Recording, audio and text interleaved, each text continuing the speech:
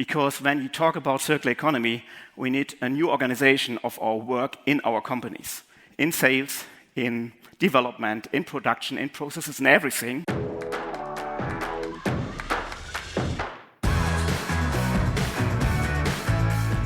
My name is Patrick Hypscher, and this is Circularity FM, the podcast about understanding, building, and managing circular business models.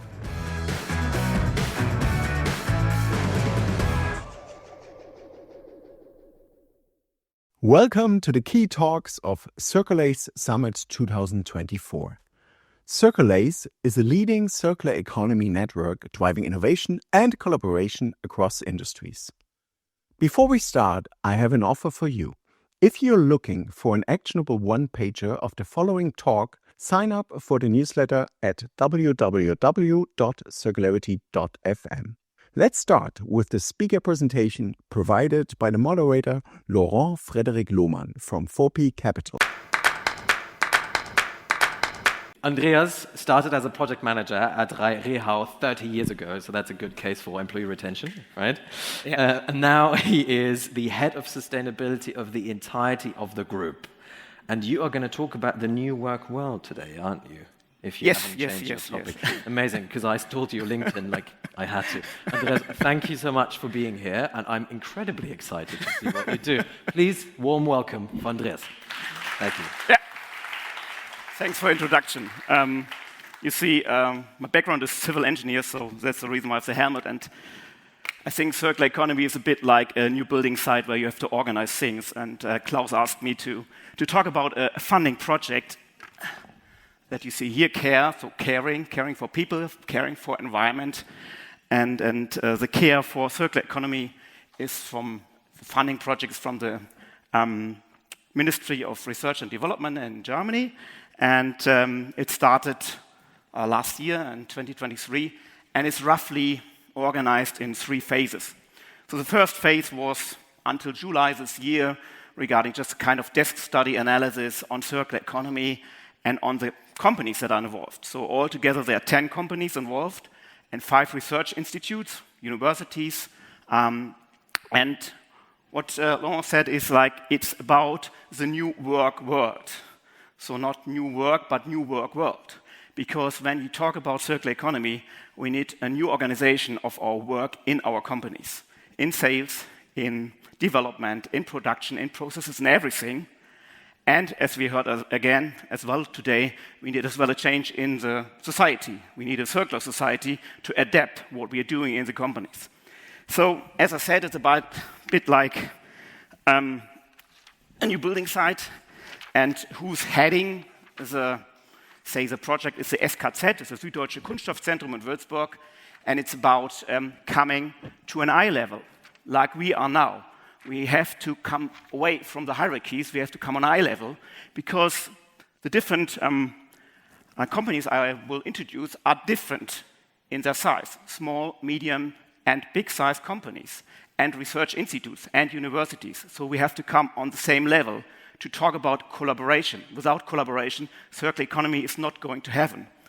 So first thing you see here is the circular design. We already saw it today. Sustainability, design for sustainability in product development. So that's the reason why I've got this really nice nerd kind of glasses with me. So here's a company, this company Röchling. They're doing medical products in the say B2B business.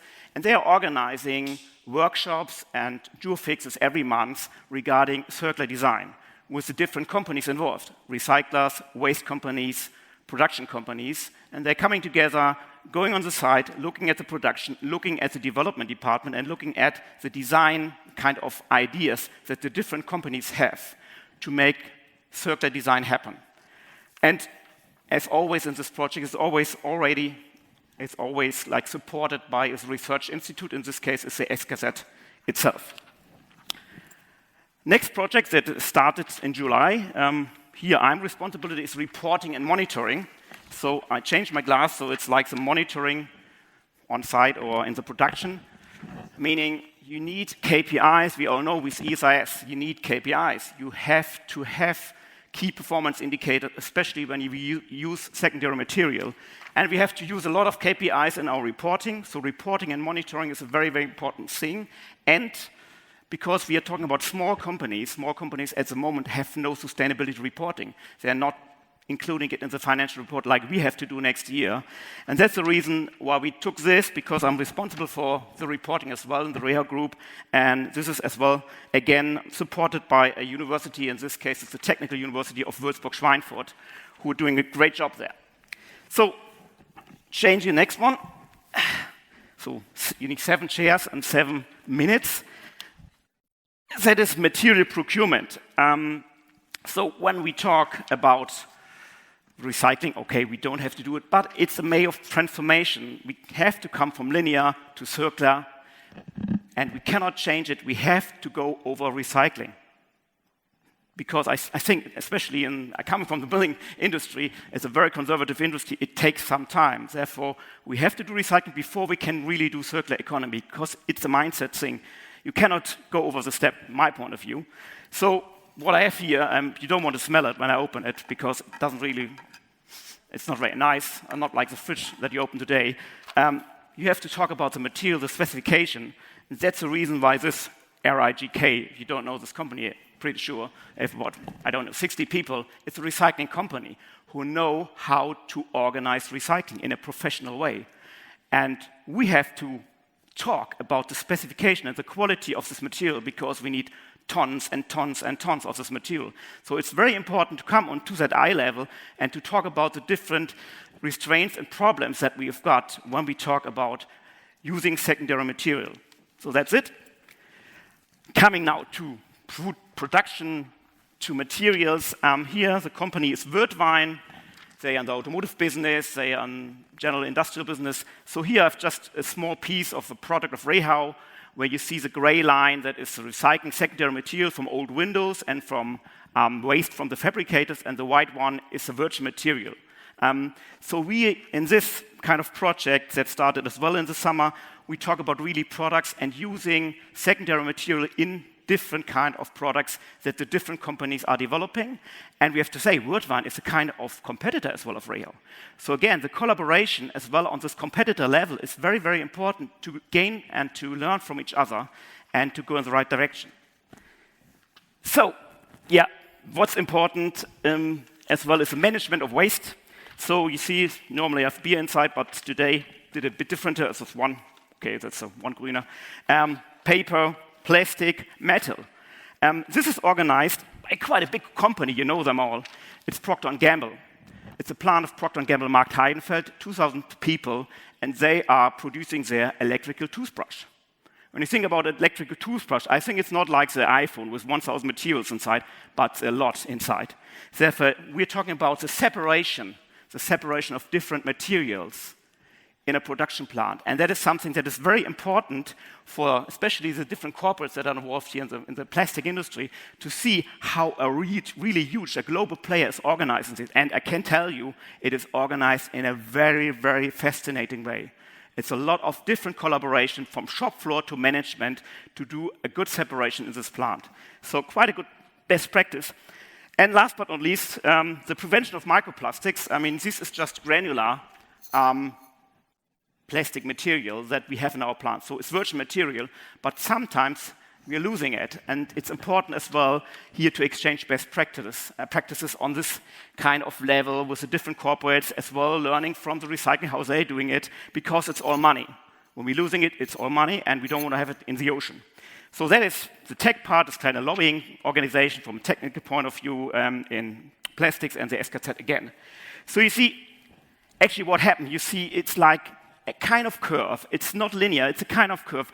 And maybe when I have the opportunity to come back in 2 years, we can close the loop together, and then we have the loop here.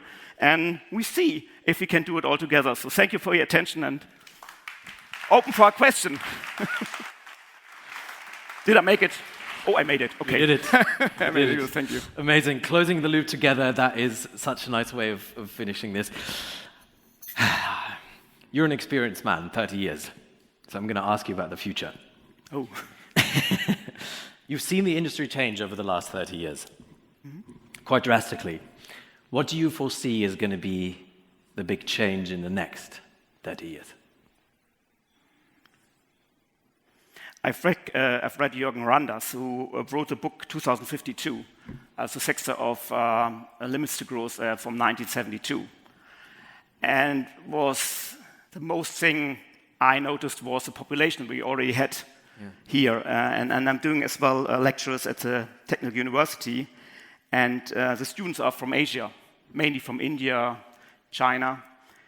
And they don't have a lot in common with sustainability. They don't even know the topic, the word.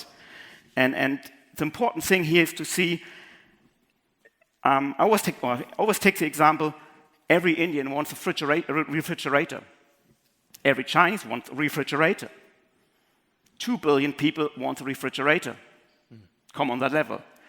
Think about the plastics, the metals, the glass, everything that's required for that.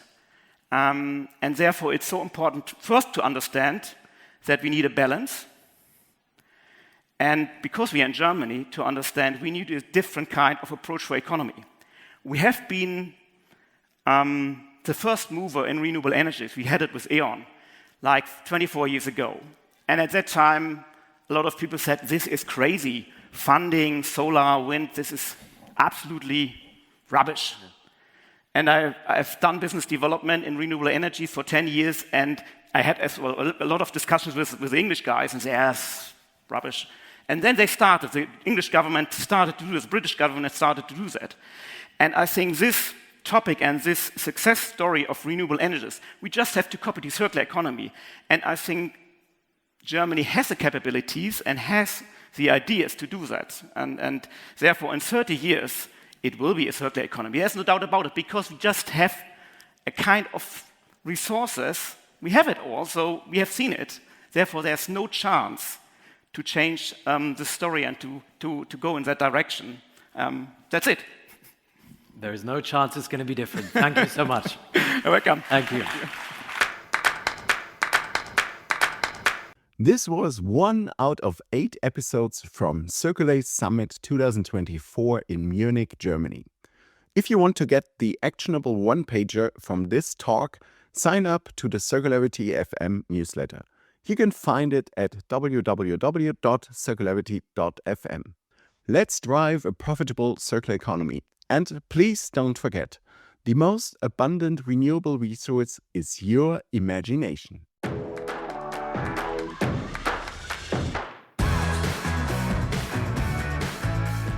My name is Patrick Hypscher, and this is Circularity FM, the podcast about understanding, building, and managing circular business models.